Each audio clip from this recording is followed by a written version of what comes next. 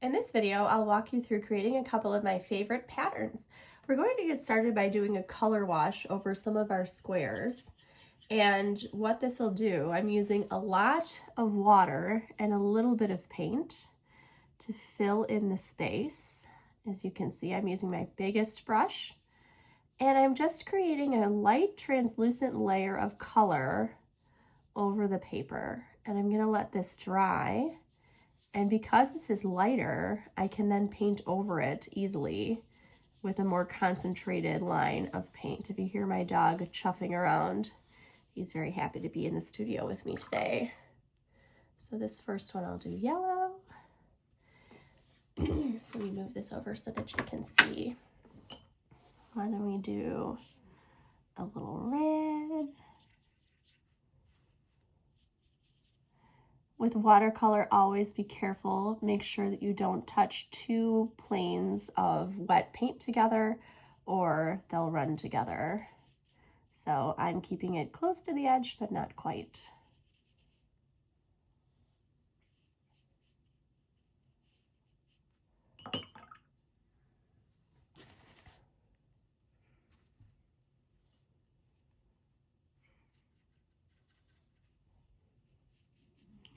Here's a brown.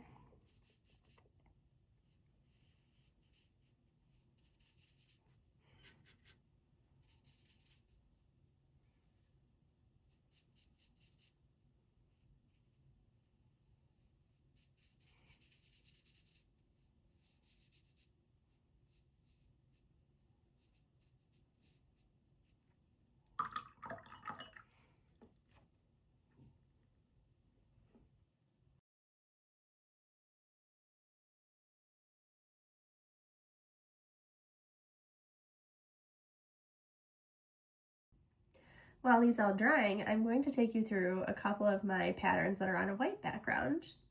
The first that I probably use the most often in my preppy grand millennial era is gingham. And this one's fairly simple. You're going to take your medium-sized brush and you're going to paint lines vertically. And as you can see, I just kind of trace I follow along with the lines that are already provided me in this square. I'm just going to go down.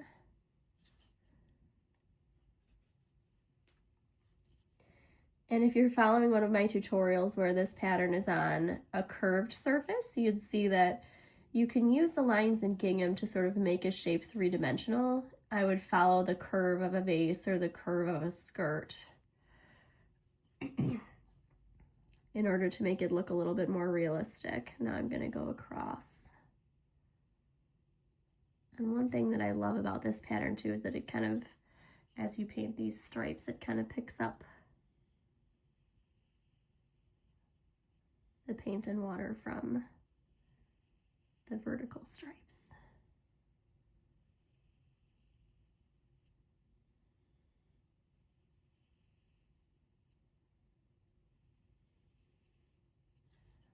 There we go.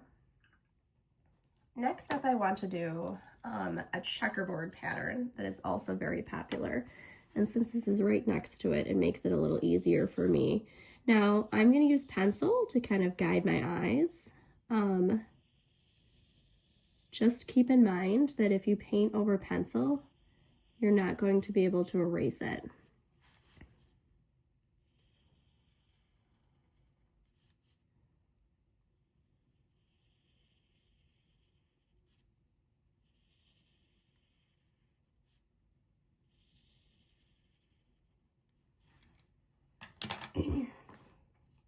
But for this particular one, since I'm using black, I am okay with it.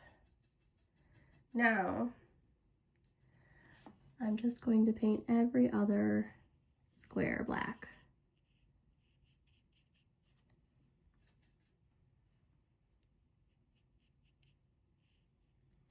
And I'm going to try my best to cover the pencil lines. Pencil lines are okay, by the way, but it's a matter of preference. Sometimes people would prefer that there not be pencil lines.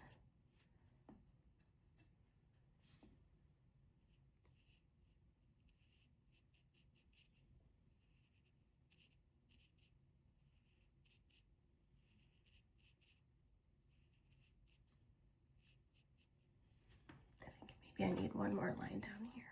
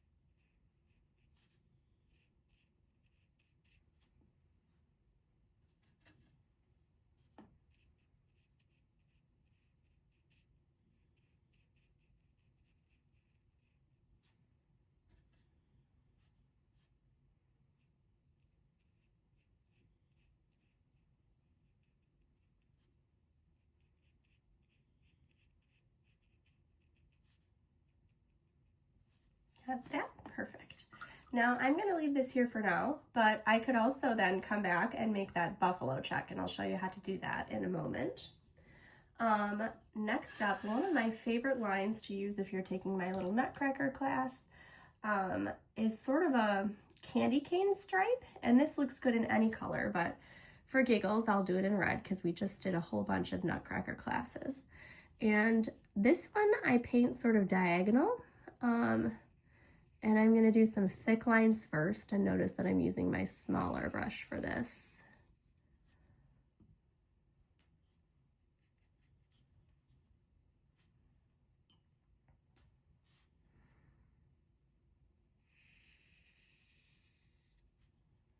But this would also be really cute in really any other color.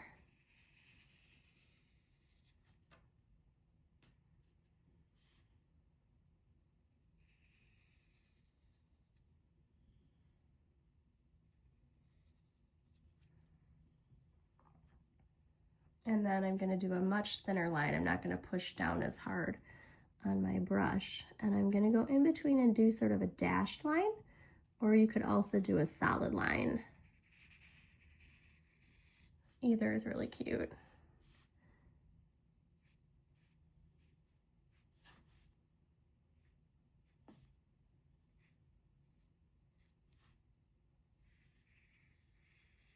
Just to show you. And that looks adorable as that is, or you could even go nuts and do some lines the other way too.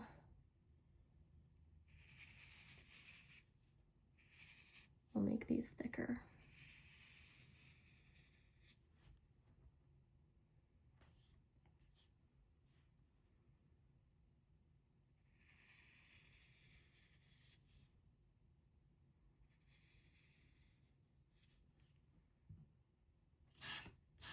Sorry.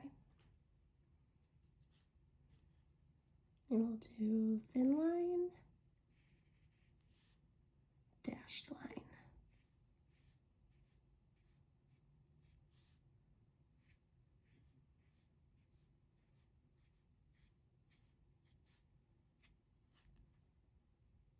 Oop, I did 2 dash lines in a row. That's okay. No one is gonna notice. Except you, don't judge. All right, that's all nice and filled in. My buffalo check is still drying, or my checkerboard's still drying. Let's try, Now, also in my candy cane class, or my nutcracker class, we did a round version, and I'll show you how that looks real quick as long as I'm in here. And for this part, I'll use green. But if you have like a little candy pinwheel,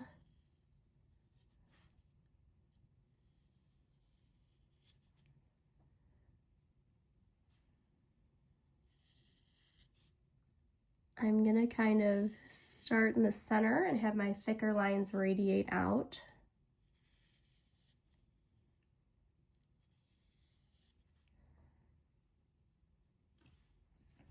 And then in the middle, and these are just kind of like a wide C shape that I'm painting. In the middle, then I'm gonna do my thin line.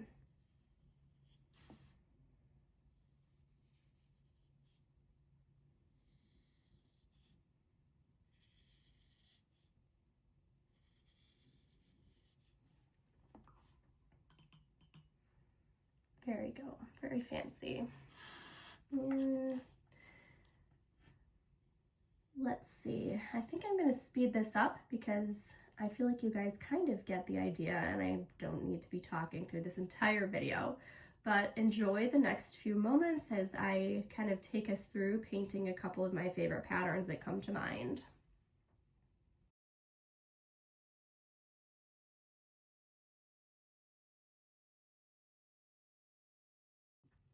I did want to show you one of my most popular patterns when I'm doing my ceramics classes, and this is a little hydrangea pattern.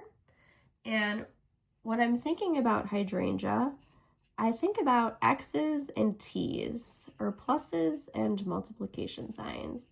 So my little petals, I'm going to kind of alternate. See how this one's sort of like a T up, down, and this one's sort of like an X. And that's what kind of keeps them all from being sort of uniform. And then they also sort of fit together nicely too, because you got little petals to fill in the negative space.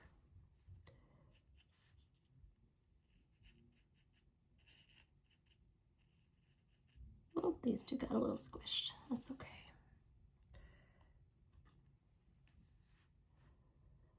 I also want to take a couple of petals and have them kind of be coming off the edges here.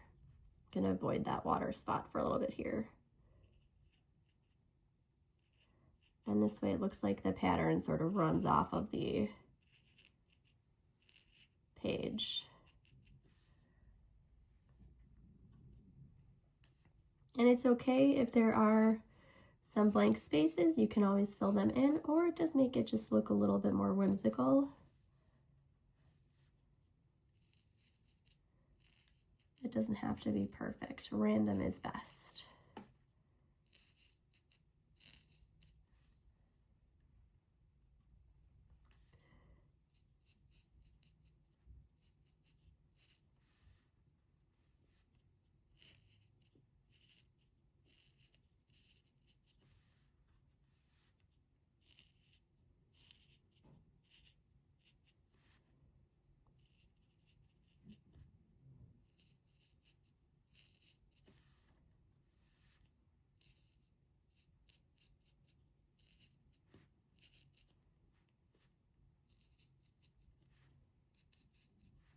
I'm going to go through and fill in any that maybe I sort of missed or that didn't quite get enough paint. And then now that I'm done with that, I'm going to take and paint the center dots, and you can do whatever color you wish, but I'm actually going to do a very concentrated dot with the same color that I used for the petals so that it's just a little bit darker. I also like seeing a little bit of green or a little bit of yellow in the middle there.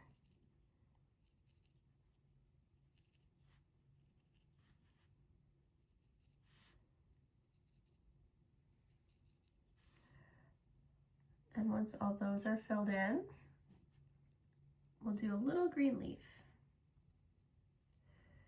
And these I just kind of put sort of randomly in there.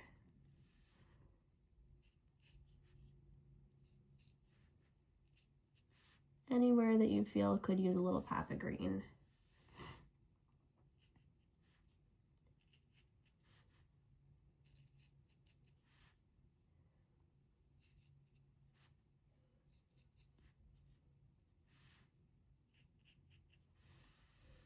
All right.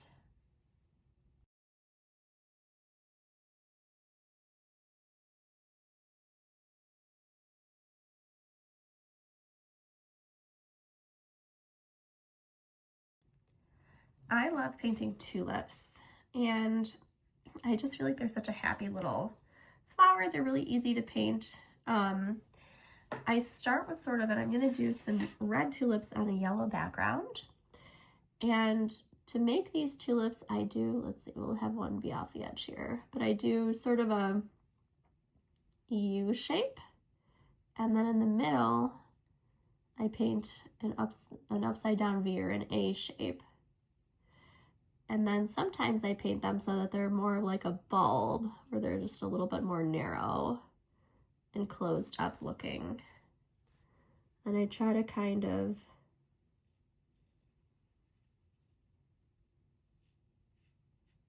change them up. And if it's looking a little barren in there, you can kind of fill in the lines then.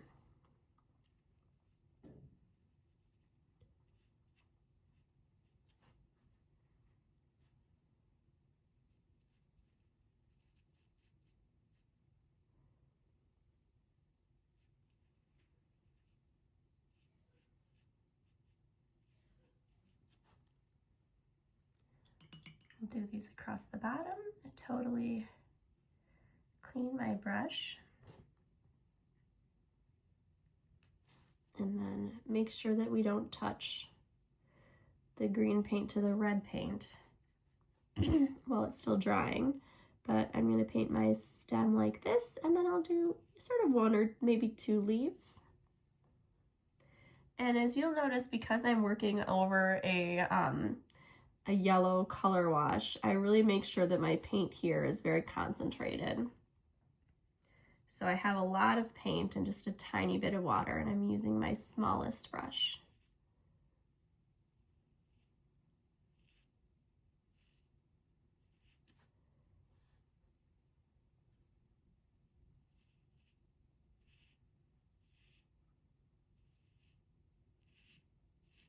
Now you could keep going. You could do another row on top and sort of alternate up, down, or I'm gonna leave these here. This is sort of what I did on the bottom of some of my nutcrackers. I feel like that looks really cute together.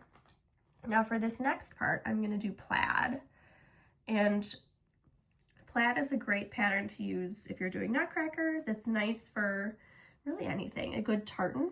I have a color wash down of red, and I'm gonna do another color wash of navy blue over top of it. Really, as long as you have any sort of stripe is fine where you place it, works. It's an easy pattern to work with because there's really no wrong answer.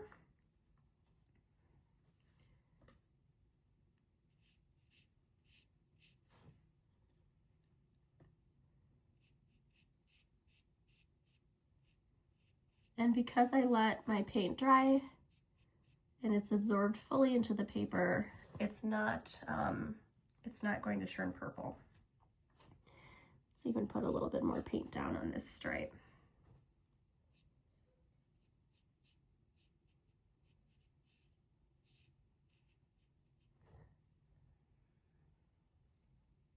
Okay, I'm gonna let that dry a little bit, but I'm gonna come back and I'm gonna do some more stripes and fun on top of it. And now we'll move over and we'll do some leopard print. Leopard print is a really fun little pattern to work with. I did a color wash of brown, and now I'm gonna do a color wash of a more, not a color wash. I'm gonna do random polka dots of a more yellowish brown. Feel free to check out on your scratch paper, see what color combinations you like together.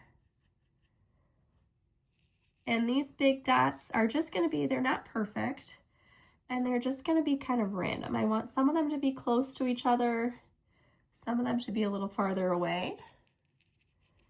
And then what's gonna happen is I'm gonna paint black dots around them to make that leopard print look.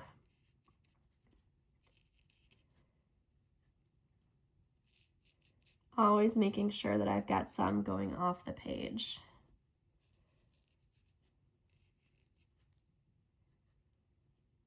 And I've seen leopard print in so many different color combinations as well. You could do pinks, you could do blue on white. It's just a really fun, playful little pattern. Lily Pulitzer even did purple leopard print. That was not my favorite of hers, but she was always one to break the rules, and good for her. Now, I think these are going to dry. Let's do a little pink on pink flower action here. And I feel like I've seen a ton of pink on pink patterns lately. I feel like that's very in vogue. You could do tulips again, or I'm going to show you little roses. I sort of do a bunch of C's or little round lines sometimes, and then sometimes you could also just do a curl, a circle, and work your way out. I don't like that one. Let's fill that one in a little better.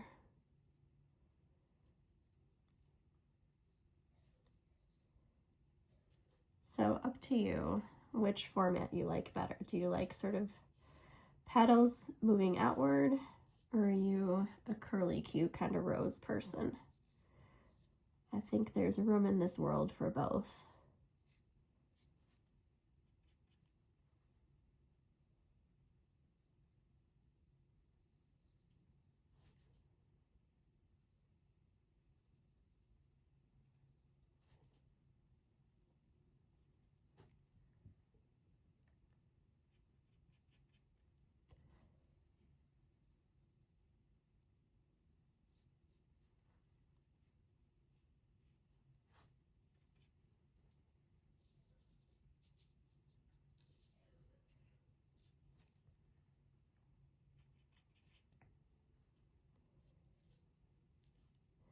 And I'm doing a terrible job at spacing these out. I hope that you do better.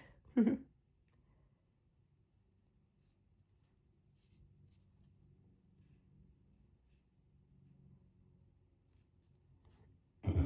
now that these are done, I'm going to go through and I'm going to paint some stems. You could also do some leaves, or it looks cute by itself too. This one I'm going to do a little stem because it's got some more room around it. This one I think I might paint sort of almost like a bracket in math. You could also paint a more traditional leaf like that.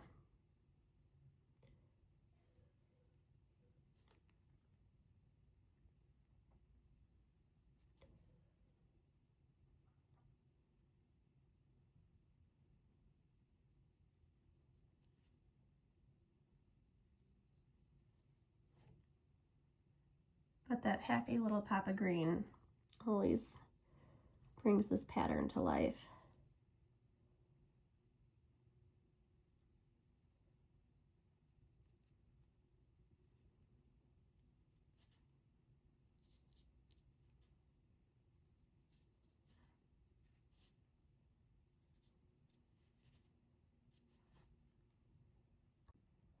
My buffalo check pattern is finally dry, or my checkerboard pattern is finally dry.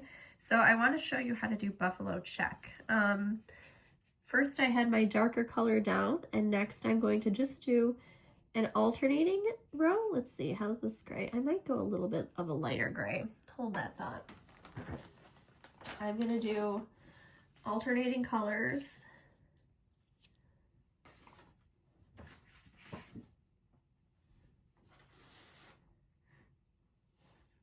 Of a lighter color gray.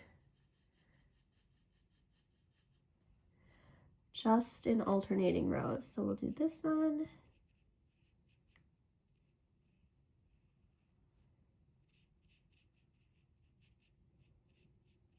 And then this one, and then I'm going to skip a row.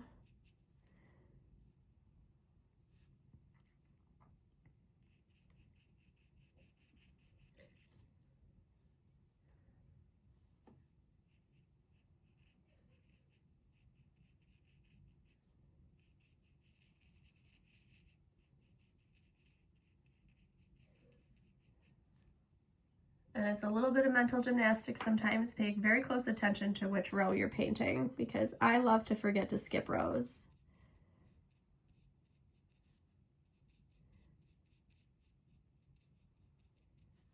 And then that one. And now that my plaid stripes are dry, I'm gonna go through and I'm gonna add one more darker stripe right here.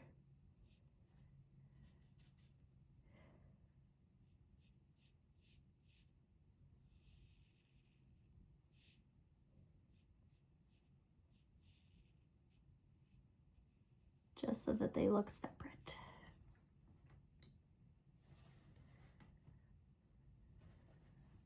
And I can play around a little bit with different lines and dashes and patterns. I'm gonna do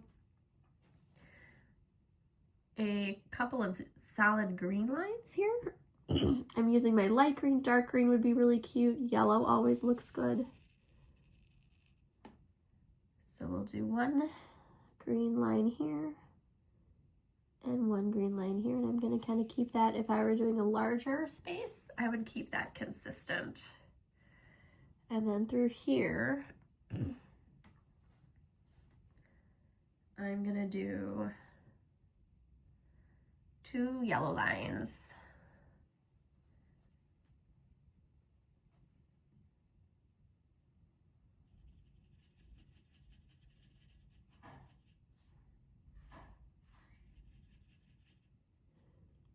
Together, and I want them to be a little bit thicker than the green.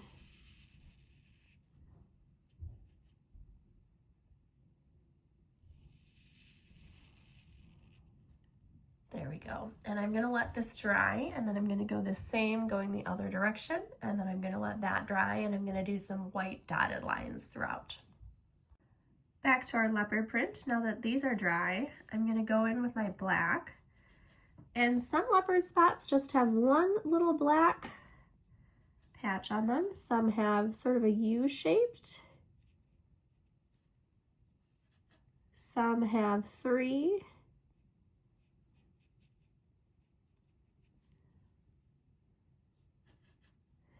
But the catch is to just make sure some have 2. Just make sure that it's totally random.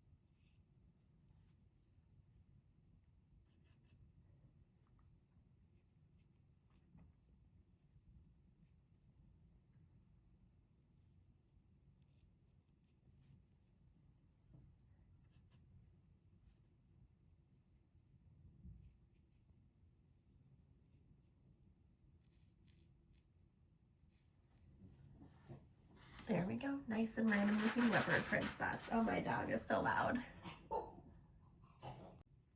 Hearts are also a great space filler, as are polka dots. The catch is to make sure that they're random, and I'm gonna do my little purple swatch with that.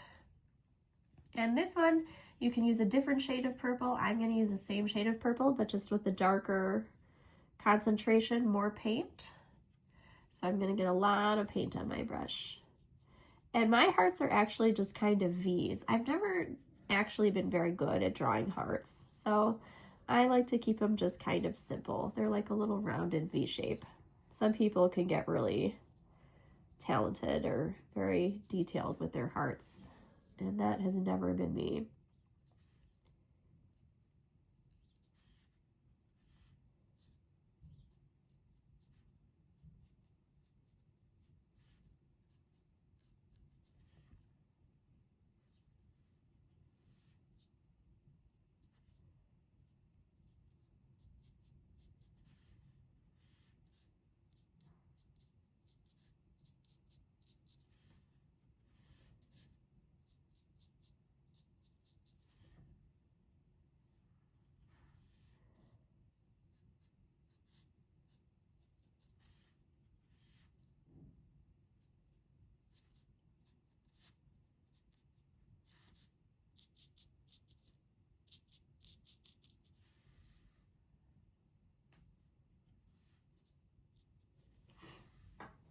And also, I like hearts and lines, so I'm gonna do some navy blue on top of this lighter blue, and I'm gonna paint some hearts going up like this.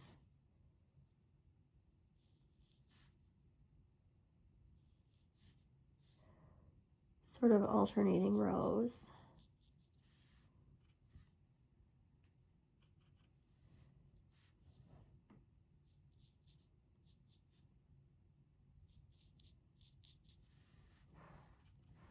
And everywhere I see a space, I'm going to put heart.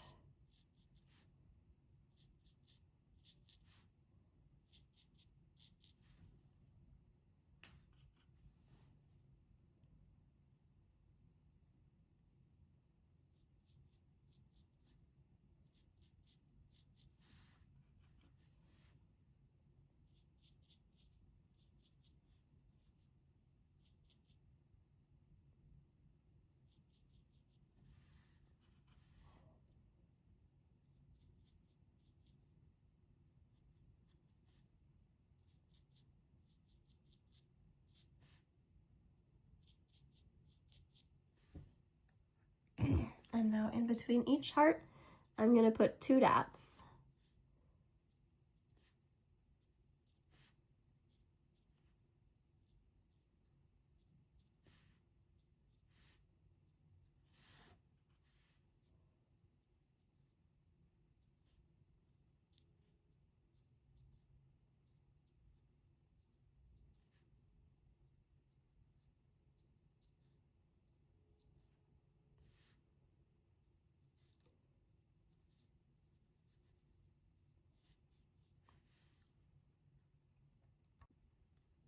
Now that these are dry, I'm going to do my 2 lines here of yellow.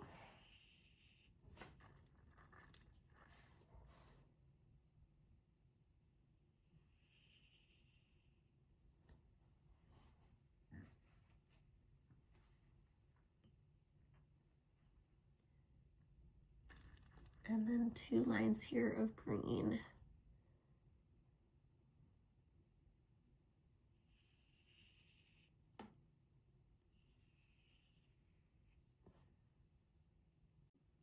I also always think little rows of dashes are cute. So I'm gonna make this, and it's green, so it looks like grass in my eyes, but this would be cute in blue and white. It would be cute in pink on pink. Black and white grays would be really nice too. And I'm just gonna kind of keep adding just a bunch of dash marks, and some of them are on top of each other, some of them are kind of alternating. The trick is to have it just sort of be random looking.